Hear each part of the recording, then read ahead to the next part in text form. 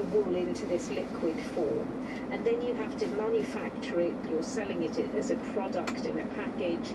There is an environmental impact, isn't there, on creating this product? I absolutely get that, but I think where wool really stands out as being underutilised, you know, it's horrible that anyone ever uses wool and waste in the same sentence, because it's not a waste product in any way, shape or form. There's an element of trade-off between, yes, using some energy and input to transform it, but if that ultimately creates a very valuable and effective product that can still be recycled back into agriculture, I think it's brilliant. The UK has huge amounts of wool, and it would be very nice to be able to do it locally as well. Felicity Lennox from Yarn. From October this year, everyone who keeps birds in Great Britain will have to register their flock on a government list. Up till now, only flocks of 50 or more had to be registered, but now anyone who keeps just a few chickens in the garden, or birds of prey, or pigeons will have to do so. DEFRA says the new rules will help them contact more bird keepers so they can stay up to date on local disease outbreaks like avian flu. Vaughan Gething is due to take over today as Wales's new First Minister. As we've reported, farmers have been protesting about the Welsh Government's plans to implement a new sustainable farming scheme, which includes having 10% of farmland planted with trees and 10% to benefit wildlife. Well, Mr Gething brings with him some rural credentials. His father worked as a vet in South Wales and his mother was a chicken farmer in Zambia. So will that make him more receptive to farmers' concerns? I've been speaking to Alan Ellidier, an upland sheep and cattle farmer in Eryri National Park, who also co-presents the farming programme Fermio on S4C. The change at the top gives them the opportunity, Welsh Labour, the opportunity to change without losing face, I think. And I think, and I certainly hope that they were startled by the strength of expression in the farmers' protests that were recently held. Very, very civilised. You know, we don't want to destabilise the situation. We want a partnership going forward, and so now they have a chance. It depends very much on who he chooses as his rural affairs minister, really. That's what we're looking forward to. And so if we're talking about then the possible reshuffle, what do you want to see with the farming minister's post? I mean, are you looking to other people other than Leslie Griffiths? Good question. Well, it's very difficult to tell what is absolutely going to happen. It looks like there's going to be a big shake-up, to be honest, with Leslie Griffiths probably going.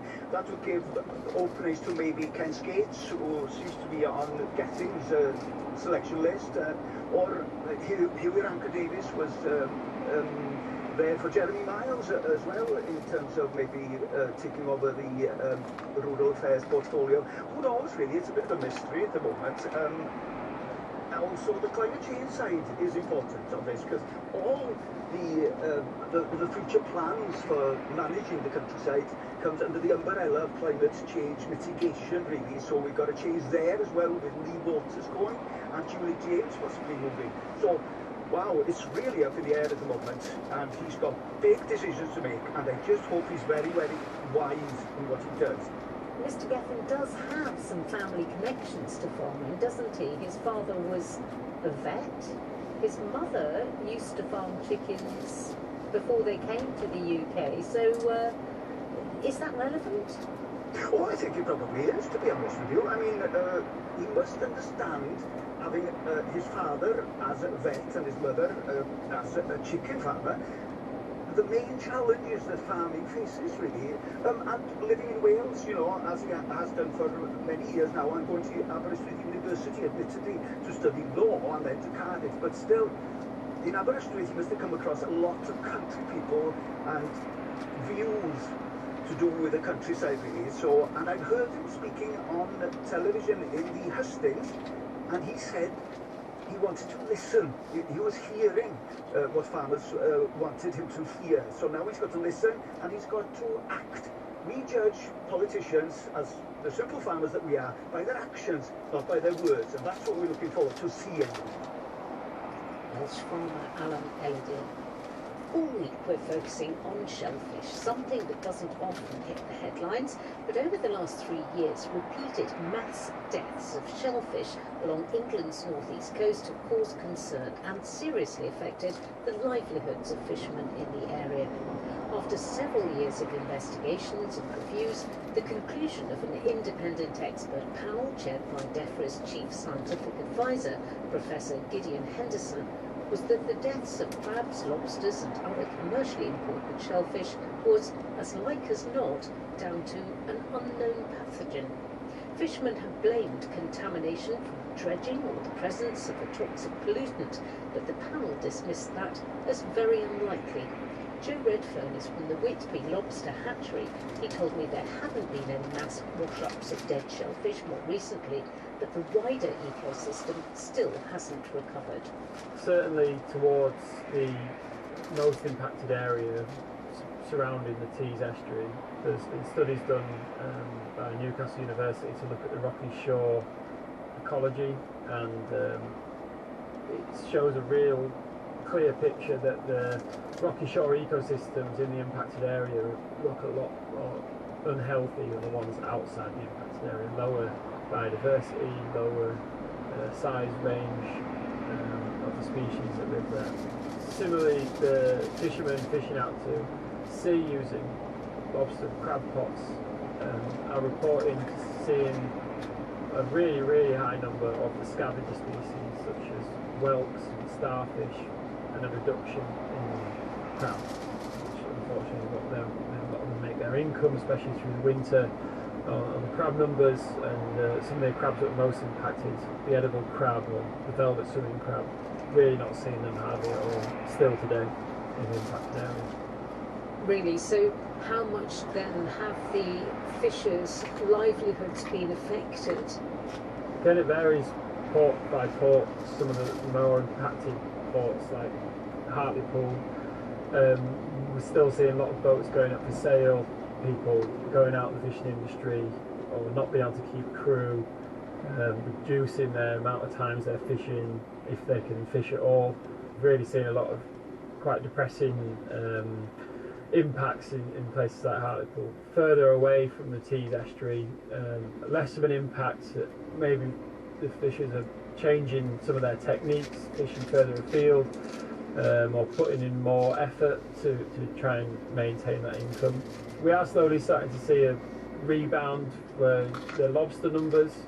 I was going to ask you about that because you run a lobster hatchery, don't you? How's it affected you? We set the hatchery up sort of in the midst of all the mass mortalities. We had the project ongoing beforehand, but it really did sort of highlight to people the need to have something like the hatchery in place to try and build in some of that resilience and sustainability. So, we're continuing and we're trying to increase our output and trying to have as much impact as we can have. Unfortunately, the lobsters that we release will take at least 5 years to become mature and therefore to be able to be caught by the fishing industry. Does anyone know how long it might take for, say, the velvet crab to recover and for the lobsters? Do you think fishermen are waiting, hanging on to see if it does get better? Yeah, I think so. Trying to do what they can. Hanging on because fishing's in their blood, it's in their family. Nobody knows really when things are going to go back to it, and they may never go back to exactly how they were. And what we're really concerned about is those lack of agreement from the government and those doing the regeneration works on the Tees side to really identify what the cause was and therefore to ensure that it's not going to happen again in the future. Joe Redfern. We put his points to DEFRA, which told us it had completed extensive investigations into the cause of crustacean mortality in the northeast, and it said it is continuing to monitor stock reports to assess the impacts of the incident. That's all from us today. I'm Anna Hill, the studio manager is Michael Harrison, and the producer in Bristol is Heather Simons. Now the ornithologist David Lindo and an osprey next to Wellman Scrubs in London. I remember walking along my local patch with a mate, and it was springtime and the sun was shining. I remember it was such a lovely day actually. And we were listening to the songs of blackcaps and chiff-chaffs and whitethroats. And I remember something catching my eye, corner of my eye, and I said to my mate, thinking it was a gull, I said to my mate, if only that was an osprey. And then I looked at it, because any good urban birder looks at a bird more than once just to make sure it is what you think it is. And I couldn't believe it. It was actually an osprey. An osprey flying over West London, and it's only 20 or 30 feet above my head, and it just drifted over casually. And I thought, where has that bird been yesterday, last week? It must have been hanging out in Senegal 2 weeks ago, flying over North Africa, through Europe, over my head to perhaps Scotland, even Scandinavia, but flying over my head in West London. And we stood there in disbelief as this bird headed off west, and all of a sudden a few crows noticed this bird of prey, and they all went to gang up on it, and it kind of doubled back and gave us another showing as it flew off in the opposite direction. And I just couldn't believe that I was watching a bird that in previous years I had to go all the way to Scotland to see, flying over my patch in West London.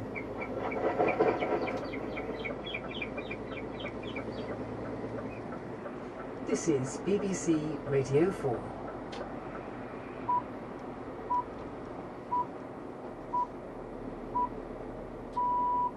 Hello, it's 6 o'clock on Wednesday the 20th of March. This is Today with Katia Adler and Amol Raj. The government's banned a number of powerful synthetic opioids linked to more than 100 drug deaths since last summer. We hear from a recovering drug addict. I was so scared that if I took these drugs, used these drugs, you know, I could put my son to bed, I could use drugs, and then I could go to bed myself and never wake up. The public spending watchdog has said the Home Office's alternative plans to house asylum seekers will cost tens of millions of pounds more than hotels.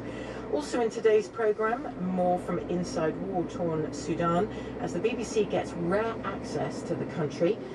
What happens when an out-of-work filmmaker stitched together 20 years worth of footage of her son that she filmed on her smartphone? When I found myself single, pregnant and broke, I knew I had to quit my job as a TV director. But Jim was always ready for his close-up. And at a glittering award ceremony, a record 52 restaurants in France were given Michelin stars. Bonjour, bienvenue à la cérémonie de présentation de la 115e sélection. But among the celebrated chefs, hardly any women. Why are there so few female chefs at the top of the restaurant game? The BBC News is read by Jane Steele.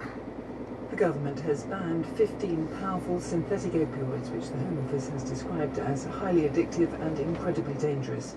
Most of the substances involved are super-strength street drugs known as nitazines. There have been more than 100 deaths in the UK linked to nitazines since last summer, and drug experts say the government needs to do more to establish the extent of the problem. Navdesh Johar reports. Nitazines can be hundreds of times stronger than heroin. The National Crime Agency says they're produced in illicit labs in China and brought into the UK through the post.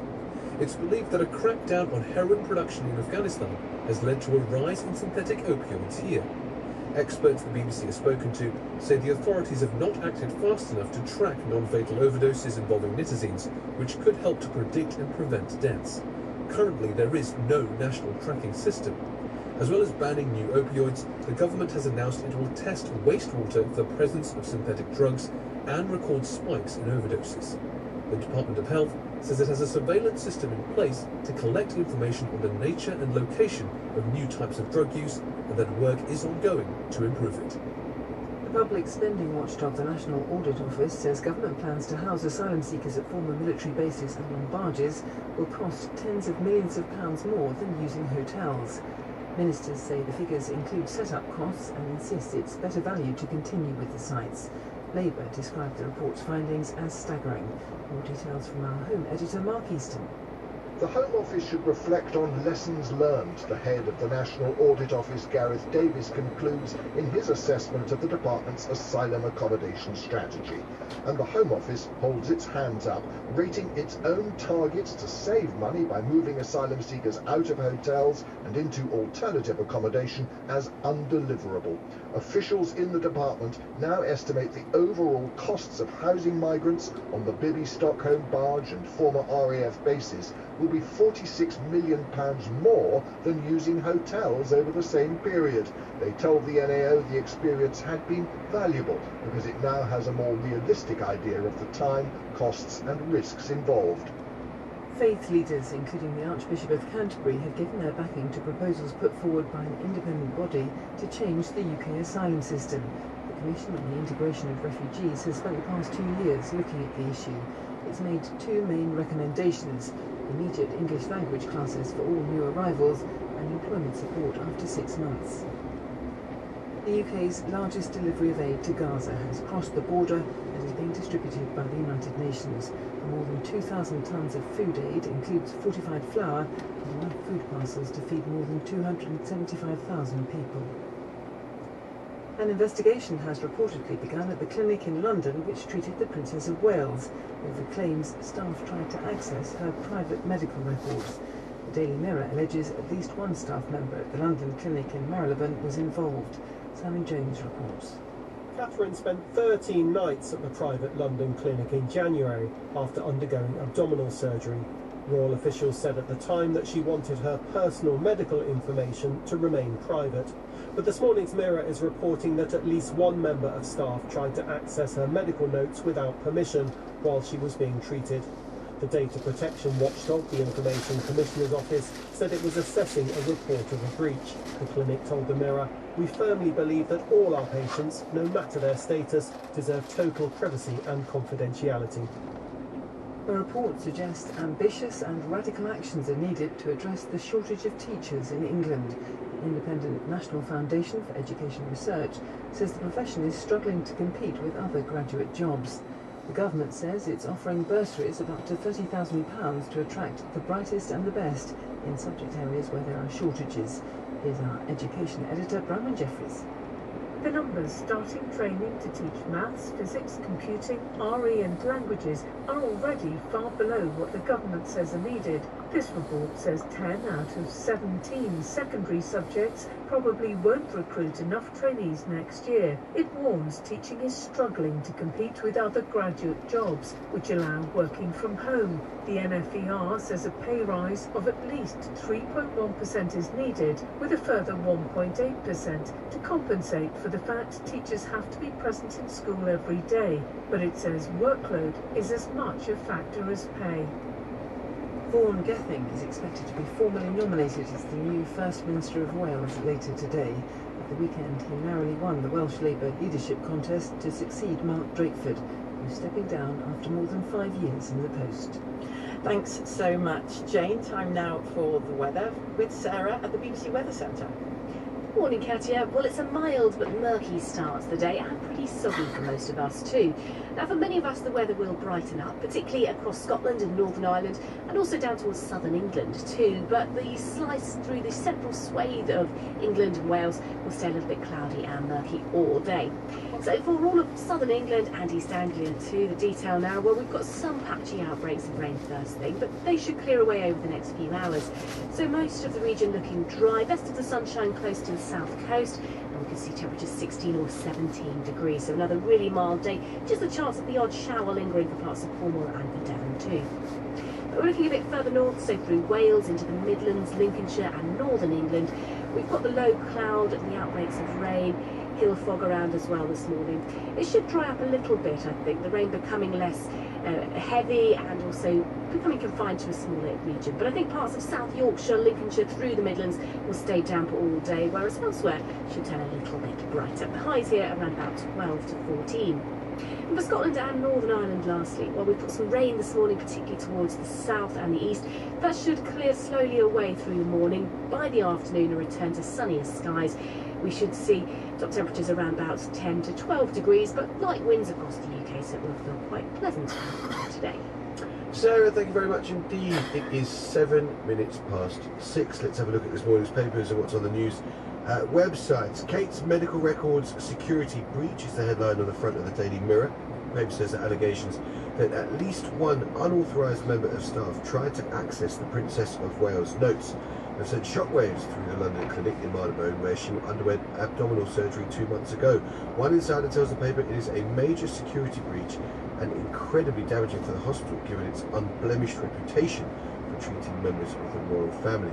The private hospital wouldn't comment on the claims, but tells the paper it firmly believes all its patients, no matter their status, deserve total privacy and confidentiality. The Daily Mail and the Times also lead on the story. The Mail reports that the London clinic has begun an investigation into the claims. The Times says the hospital has long been favoured by the royal family for its discretion. It reminds readers that the precise nature of the princess's condition has never been revealed. The Sun returns to its story showing the latest pictures of the Princess of Wales in public at the weekend. The man who filmed her shopping in Windsor tells the paper, "I saw Kate with my own eyes. When will the trolls lay off?" Daily Express says Prince William is focusing on driving forwards amid what it calls the idiotic conspiracy theories swirling around Kate. The world goes mad after woman goes shopping, is how the Daily Star sums up the story. The main story for The Guardian is a global well-being survey which suggests young people are less happy than older generations and that they're suffering the equivalent of a midlife crisis because of social media. America's top doctor, the US Surgeon General Vivek Murthy, tells the paper the findings are a red flag that young people are really struggling in the US and now increasingly around the world. Interesting, just after 8:30 we'll be speaking to a former Google designer called Tristan Harris, who's now devoted to concentrating on these very issues. The Financial Times and the Eye both lead on what they call the vision for the economy set by Shadow Chancellor Rachel Reeves in a speech to business leaders yesterday. The FT says her pledge to borrow only for investment echoes the fiscal rule set out by Gordon Brown when he was Chancellor during the last Labour government. The paper says a top union boss, the leader of Unite, Sharon Graham, who we've often heard on this programme, has denounced Ms Reeves' economic plan as too timid and for the birds. The front page of the Daily Telegraph carries a claim by the Business Secretary, Kemi Badenoch, who's also the Equalities Minister, that Britain's diversity drive has been counterproductive. She commissioned a report by the Independent Inclusion at Work panel. Writing in the paper, Ms Badenoch says the findings show that while millions are being spent on equality, diversity and inclusion initiatives, many have little to no tangible impact in increasing diversity or reducing prejudice. Finally, the Mail reports on the findings of a study that suggests going for a run to let off steam can actually make you angrier. I didn't know how that sentence was going to end actually, but angrier, who thought that? US researchers say jogging can increase arousal levels and suggest people wanting to calm down should consider deep breathing, meditation or yoga instead, or indeed Radio 4. That's not what the academics have said. But they might. It's 6:10. Vaughan Gething is due to be formally nominated as the new First Minister of Wales this afternoon. Let's speak to Hal Griffith, our Wales correspondent. Morning, Hal. Just take us through what's happening today, and also the fact that he's in a spot of bother, isn't he, Mr Gething, over this £200,000 donation that his opponents say he should give back. Yes, morning Amal. As you know, Vaughan Gething won the Labour Leadership in Wales contest, but as part of that contest he accepted a £200,000 donation from a man who was prosecuted more than once for illegally dumping waste. Now, that has caused a bit of a stink, literally and politically, and several members within Labour have raised questions about his judgment. Was this really something that Vaughan Gething thought was okay within the party and the voters would accept? He says that everything was declared properly, done by the book. He will have a review, however, of donations to the party.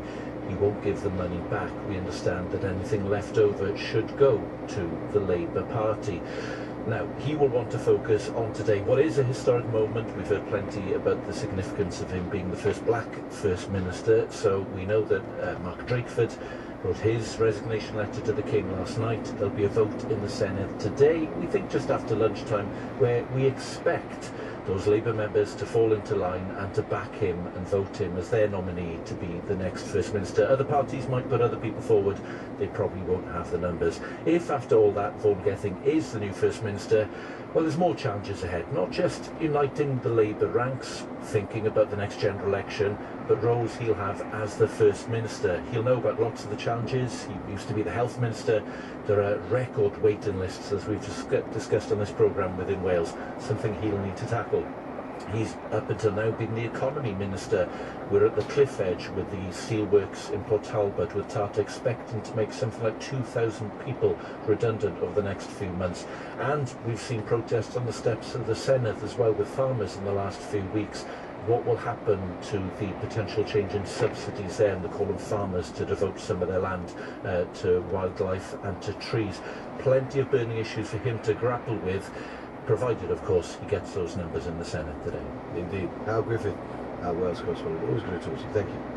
13 minutes past 6, and amidst loud warnings by the UN of an imminent famine in Gaza, more than 2,000 tonnes of food aid funded by the UK has now crossed the border. It's being distributed by the World Food Programme. The latest delivery was facilitated by Jordan. It's played a key role in supporting the UK's humanitarian response to the crisis. Foreign Secretary Lord David Cameron has stepped up his call amongst many international leaders for Israel to let more aid in. Well, I can speak now to Anna Foster, our Middle East correspondent. Morning, Anna. Morning, Katya. I mean, the food aid must be welcome, right? It sounds a lot, more than 2,000 tonnes of food aid, but big picture, the humanitarian situation is dire, isn't it? It is, and that's an excellent point that you make. 2,000 tonnes is a lot, it's welcome. They say that it'll feed 275,000 people. They say it's half of their calorie needs for 2 weeks. So I think what they're expecting is that people will eat a little less than usual and sort of ration it and spread it a little bit further. And yes, while it's welcome, any aid is welcome. The big picture is that the humanitarian situation is dire at the moment. We heard the IPC report just in the last 48 hours saying that in the north of Gaza, where around 300,000 people are still sheltering, they expect famine to arrive there by May. If you look at the 2,000 tonnes that's coming in from the UK, compare it, for example, to the first aid boat which arrived last week. That had 200,000 tonnes on it. And the problem still remains getting aid in at scale. Now, as you say, Lord Cameron, the Foreign Secretary, says that he continues to push Israel to particularly open more aid crossings, to allow more aid to get directly to the north of Gaza. Israel continues to say that it is doing what it needs to do, and the problem lies with humanitarian agencies and the UN, but the simple fact is people are starving in Gaza and more needs to be done. Well, the US Secretary of State Antony Blinken is in Saudi Arabia today. Of course, the US such a clip.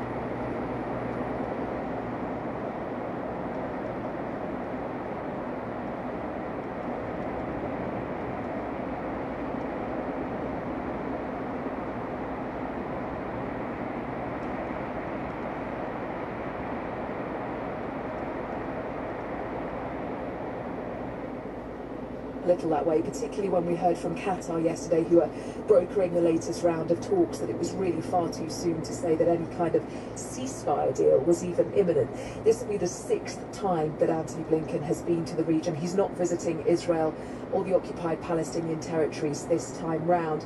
But you're right to say that the messages coming particularly from the US are stronger and stronger, but the messages coming from Israel continue to be defiant, particularly when it comes to that proposed ground offensive in Rafah. So it will be interesting to see what, if anything, is achieved by this latest visit. Anna Foster, thank you. It is 16 minutes past 6. Sean's here with the business, and Sean, I know you've been speaking to the boss of, is it Alstom, the French company that is aiming to prevent the closure of this historic train factory in Derbyshire? Yeah, I've got him here with me right now because Alstom took over this 180-year-old factory during the pandemic from Bombardier, but he's now threatening to move production overseas unless the government can provide some certainty, it says, over new train orders. Of course, delays and cancellations to HS2, that seems to have exacerbated the problem. Nick Crossfield is Alstom's UK Managing Director. Nick, morning to you. Morning, Sean. Just firstly, how long is work able to continue at the factory in Derbyshire at the moment? So we're coming to the end of a very large programme that we've delivered over the past some 4 years. New build is in the process of ending right now, so we are kind of concluding those programs, and between now and sort of May, June time, we will effectively go down to a position where there is very little or no activity in what is one of the group's largest facilities worldwide. So what are you then doing? If there's very little activity, what is happening to the business at that point? So we've been in discussions with the government now for around 10 to 11 months, and we've been exploring with the government the possibility of bringing work into the facility for the next 18 months.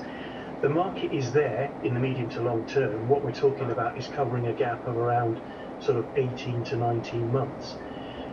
We've been talking to the government specifically about accelerating future projects and refurbishment projects into the facility that would allow us to maintain that capability, and then when the market comes back on stream and the volume starts to return, we can remobilise. But it's, you know, we've been at this now for 11 months, and we're here at this point in time with no firm commitment. But is this you from moving your operations that you have at that factory to Poland or India? I think as we sit today, Sean, we don't have enough of a commitment to guarantee that we will maintain a presence in the UK at Derby. We've got some very specific proposals which we've suggested to the government would work for us. But, you know, we do need a decision now. We need a clear commitment that this volume will come. When we put this to the government says it's committed to supporting the entire sector. We remain in close contact with Alstom to secure a sustainable future for rail manufacturing at Derby. They are right in that sentiment, and, you know, we've been in discussions now, as I said, for 10, 11 months. They've been collaborative discussions. They've been very detailed discussions. You know, we've provided the government with a great degree of information and the rationale for why it makes sense to do these things. But, you know, just unfortunately, we are here now 10, 11 months with no decision. You know, there's no personal animosity in those discussions. It's a straight business decision. We do not have today the commitment that would allow us to take the decision to remain. Why are you not able to win more contracts with companies and projects outside of the UK? You've had a deal for a monorail in Egypt, for example. Can't you compete globally? We do compete globally. We've, as you said, we've done monorail. We're bidding international mandates. We're doing business for international airports. But a facility the size of the one that we have in Derby will only survive if it has a mix of domestic and international workload. And, you know, the size of the prize is considerable, because we're now in the conversations within the group about where do we put our next commuter platform. We just finished the Aventra platform, massive programme in the UK. Some of your listeners might have experienced the Elizabeth line. It's a fantastic train. We are now deciding as a group, where do we put the next global commuter platform? One of the locations could be Derby, but we need a commitment on UK volumes to enable us to take that decision. If there was no plant in Derby and you had to make that decision to build these trains elsewhere, what are how many jobs are on the line in Derby? We have today on the plant 3,000 jobs. That includes around 1,000 jobs from supply chain partners. But Sean, what is important is that 3,000 jobs on the sites supports a further 12 to 15,000 in the sort of national supply chain that we support here. And what number would you put on they would potentially be at risk? Well, ultimately, the whole 3,000 for the Derby site is at risk, and then the impact on the supply chain would be considerable. And, you know, once you lose that capability in the UK, even when we bid future work into the UK, it is highly likely that activity would come from an international supply chain outside of the UK. Mick Crossfield, Alstom UK Managing Director, thank you very much. Randy Sommel with me this morning, Fund Manager at M&G Investment Management. Morning, Randy. Morning, Sean. Morning. Rachel Reeves making a fair few headlines, the Shadow Chancellor, with her plans for what the public spending, the public finances might look like if she were Chancellor. What do you make of these? What would investors make of these? Borrowing only for investment, keeping Jeremy Hunt's 5-year